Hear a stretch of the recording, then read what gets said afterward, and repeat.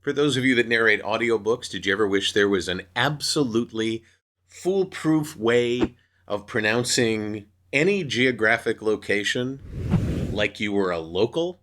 Well, I'll show you how in this episode of the VO Heroes podcast.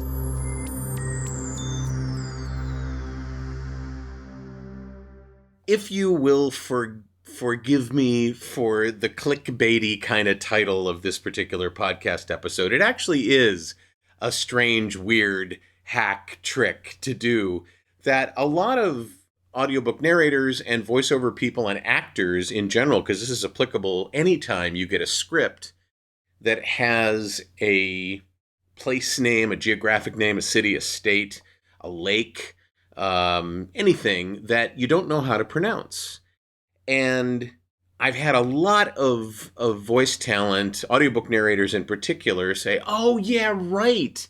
It's almost like you have to be reminded of this once you've heard of it. So, everywhere around the world, city names can be deceiving or can be confusing. As an example, I grew up in Ohio. And in Ohio, there's a city whose name is spelled Lima. There's also a city in Peru spelled Lima, and they're pronounced differently. In Ohio, it's Lima, and in Peru, it's Lima. And you have to know the difference if you're going to be authentic in your work.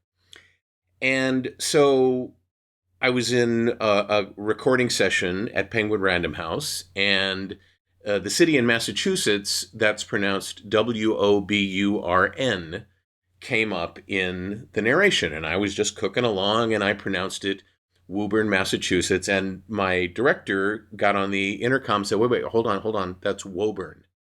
And I said, no, I'm pretty sure it's Woburn. You know, I used to live in Connecticut, and I used to live near Massachusetts enough that all of the towns in and around Boston became familiar to me. And she said, well, I did my research, and I said, okay, well, let's just do this. And here's the hack. Let's just call the Woburn Library and see how they answer the phone, or just ask them the question. And she had the intercom open as she called, and they answered the phone. Woburn Library. I'm sorry, what? How did you pronounce that name of that city? And she goes, Woburn. And she goes, okay, thank you. That's all we called for. Okay. And then we were off to the races and back to it. It happens all the time. It happens when you get to know a piece of copy or get to know an area in particular. For example, here, there's a city called San Pedro, and some people pronounce it San Pedro, but it's actually pronounced here in Southern California, San Pedro.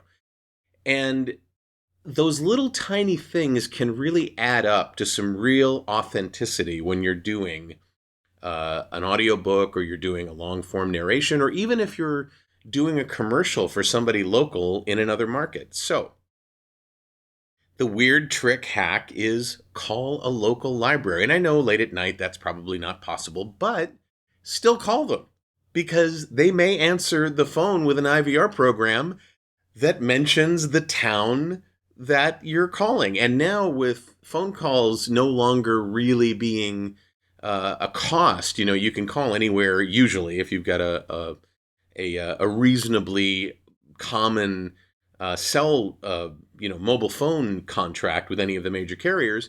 It's free to call anywhere domestically. And so give it a shot, just in case, right? And I know you probably have tons of other ways of figuring out how things work. What's your favorite research hack when it comes to voiceover? What do you like to do when you're kind of concerned that you're not going to get something just exactly right, or you forgot, or whatever? Tell me in the comments below. We'd love to find out.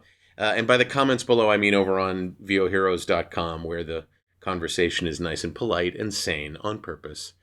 Do me a favor, subscribe to this channel if you'd like to, and I'd love it if you'd hit the like button in a gentle, caring way this week. And you can also pass this along to any other voice talent or actor that you think might benefit from the ability to create their content and prepare for auditions, and do so with the most precision and local flavor as possible. Yeah. All right. I appreciate you watching and listening. I'm David H. Lawrence the 17th, and I will see you in the next episode of the VO Heroes podcast.